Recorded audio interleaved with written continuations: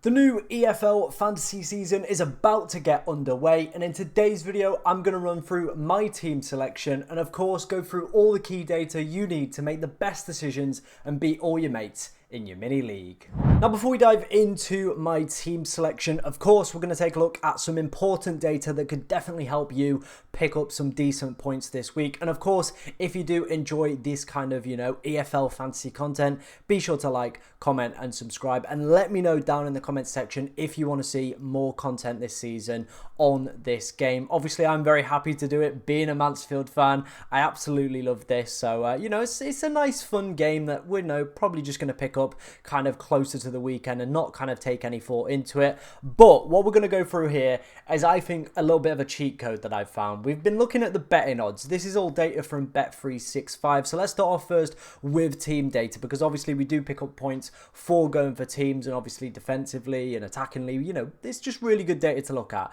So first of all, let's start off with the clean sheet odds. As you can see, Leeds and Stevenage. Now, Leeds, I think, is pretty self-explanatory. They're at home against Portsmouth. You would imagine against a newly promoted side, they would be very strong favourites to go and pick up a clean sheet. But Stevenage, it's an interesting one. They're playing Shrewsbury Town, 5:30 kickoff on Saturday, and it absolutely completely shocked me that they're coming in at second. If you look at all their defensive assets, all of them combined are under 5% owned. So that could be a little bit of a cheat code there. Stockport as well. I've not seen too many people with them. They've got Cambridge United in their first game. I think Birmingham's pretty self-explanatory at home against Reading. One of the favourites going into this season as well. Doncaster have got Accrington, who potentially could be in a little bit of a relegation battle this season. So could be a difficult campaign for them as well. So, there's definitely some teams in here that I think, people are potentially underestimating going for their defensive picks and obviously their team picks as well, because I haven't seen anybody with Stevenage. I've not seen anybody with Stockport,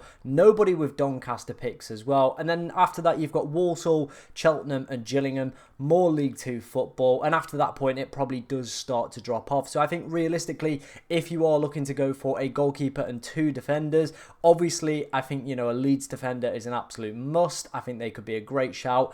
Good high percentage chance of winning. Great opportunity for a clean sheet as well. So that screams it to me. Stevenage could be a differentials. And then I think you've got a choice between a Stockport, Birmingham and Doncaster defender, in my opinion, to pick from for the clean sheet data. Moving on to the win percentages. Obviously, we will pick up extra points for winning games. This, again, is data from Bet365. And this is the percentage chance of winning their home matches. Leeds with a big stonking 69%. Obviously, one of the rules in this game is you can only pick a team 5 times a season. I think you might as well start off strong going for Leeds United with such a high probability of picking up the clean sheet. I think Birmingham as well are probably going to win a lot of games this season. So I think with them being a little bit lower at 63, I maybe would save them to a kind of a later week, to be honest. Doncaster very much tickle my pickle at 61%. They had a fantastic run at the back end of last season in League Two. Very unfortunate not to progress up to League One in the end, but they did miss out.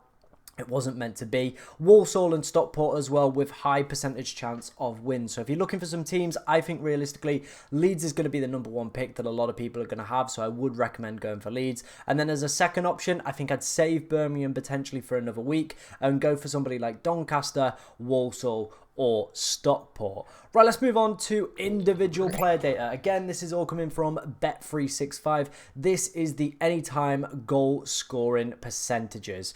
As you can see, Alfie May at the top. I don't think it's any real surprise, is it? The guy was an absolute machine last year in the Championship and the year before with Charlton as well. So, nearly 50% chance of scoring. I think he makes a great shout for captaincy as well. I think it was last season he averaged a goal every 150 minutes. So a great pickup for your side in the kind of striker positions. Then moving on to the next batch of players. Paddy Madden and Will Griggs, both coming in for Chesterfield. They play Swindon on the opening day on a Friday night. So if you may be, one of their fans as well, it bodes quite well.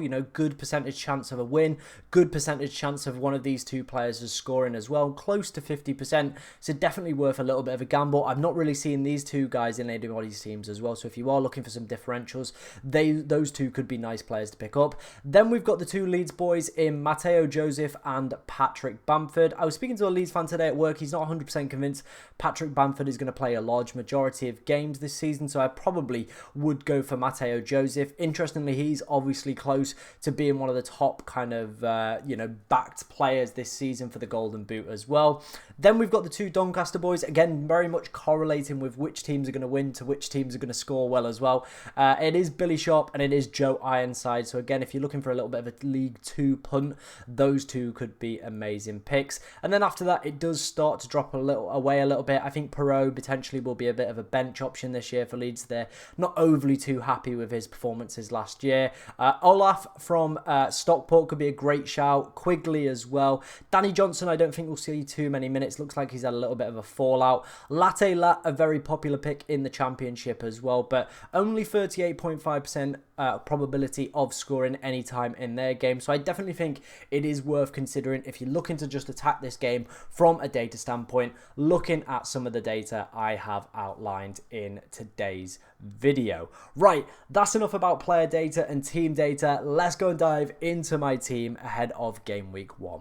Wasting no time, let's dive straight into the team and talk you through my picks. Obviously, like I said, I'm going to basically play this game off kind of betting odds because realistically, the bookmakers know what's going off. They're not going to give away free money like that. They're obviously going to be quite clued up, and if a player or team have certain decent odds, I'm obviously going to back that this season. I'm going to play full data mode. Yes, I might put some Mansfield players in here at some point and have a little bit of fun with it. But for now, we're going to just play full on betting data mode and just kind of, hard press this. So let's start off first with Ashby Hammond. If you've never heard of him, probably for good reason. He is Stevenage's first choice goalkeeper. 31 games for him last season, keeping 16 clean sheets. And as we saw in the last section, the data for Stevenage's clean sheets are phenomenal. Genuinely phenomenal. Like up there with Leeds United. So that's why he's in the team. I really don't know too much about him other than that. So again, like I said, we're going with the data on this one. It has him, close to a 50% chance of a clean sheet. That's worth it in my opinion for a goalkeeper that's at 0.3% owned. Getting a team as well that potentially could have a really good, clean sheet data. I think that one just makes sense. So we're going to go for it. Like I said, it's all going to be data-driven, my team selections for this season, seeing how they get on throughout the course of the season. So if you want to keep up with that, make sure you hit that subscribe button and follow me over on Twitter as well. Next up is going to be Horsfall from Stockport. Obviously, again, like we said, they've got a high percentage chance of a win and a high percentage chance of a clean sheet in the opening week. They take on Cambridge at home. Very, very good defence. Very, very good team as well that were promoted out of League Two last season, and I think they will win comfortably in that opening game. Next up is going to be Junior Firpo. Like I said, the clean sheet data for Leeds was absolutely astounding, and him last season he did pick up 7 assists to go along with that, and I do think in that opening game he will be able to bomb forward down that left hand side and definitely pick up a few attacking returns. Obviously, as you can see on the right hand side, Ethan Ampadu and Melier also quite highly owned as well, but what obviously you get with Junior Firpo is those attacking returns as well, so it could be a very, very decent pickup. In midfield, it is going to be the most popular pick on the game with 57.2% owned. It is going to be Sammy Schmodix. 27 goals for him last season, 1.36 shots per 90. Obviously, the question marks are around whether or not it was just a little bit of a chance season. Blackburn probably going to be right down there again, and can they create the opportunities for him to do well this season? They're playing newly promoted Derby at home. Obviously, there's been a little bit of controversy around their manager, and the fans aren't too happy with that. So maybe that's where Blackburn pounce, and maybe where Sammy Schmodix does cook in the opening game week. But I think he's still a decent pickup, and with him being the most owned player in the game, he's got pretty decent odds as well of scoring. I think he's around 34% likely to score in this game at any time, so I think that's still pretty decent data for him. Then we've got Dembele, 6 goals, 1 assist in the Championship for last season. I think he'll do exceptionally well at League One, played at this level before. 29.4% chance of scoring at any time for him as well. A decent fixture for Birmingham, and as we saw, have a high probability of winning and scoring quite well in that game. Moving on to our 2 forwards. Again, like I said, this is all going to be data driven this season. It is going to be Mateo Joseph. I went to the Leeds friendly the other day against Valencia, and I thought he was absolutely exceptional. Took his goals stupendously. And you know what? He is one of the favourites for the Golden Boot this season. I think he's going a little bit under the radar at 1.6% owned. And as we saw with the anytime goal scoring odds, I think it's 44.5% for him. Again, really, really, really good data for him. So fantastic stuff. And then finishing up, it is, of course, going to be Alfie May, one of the highly owned players in the game, 30.7% owned for him, 23 goals last year, a goal every 150 minutes, and as we saw from the last section, has the highest probability of any player in the EFL this weekend to score at any time, and that is why I've selected him with the armband as well. I think if he's going to get any goal, it's going to be probably from him, from Birmingham, so that makes sense to give him the armband this weekend. In terms of my two teams, we have gone for Leeds United, like I said, with that 69% probability of a win for them. We're going with them. And then Doncaster Rovers with a 61% chance of a win against Accrington Stanley. Both sides quite high up in the clean sheet odds as well. So for me, these two teams, plus all this data and kind of the team data driven, has obviously led to me picking this team selection. Let me know what you think of it down in the comments section below. And like I said, if you do want to see more EFL fantasy content, let me know in the comments section, as we will produce plenty more if it is popular. But thank you very much for watching today, ladies and gentlemen, and good luck in game week 1.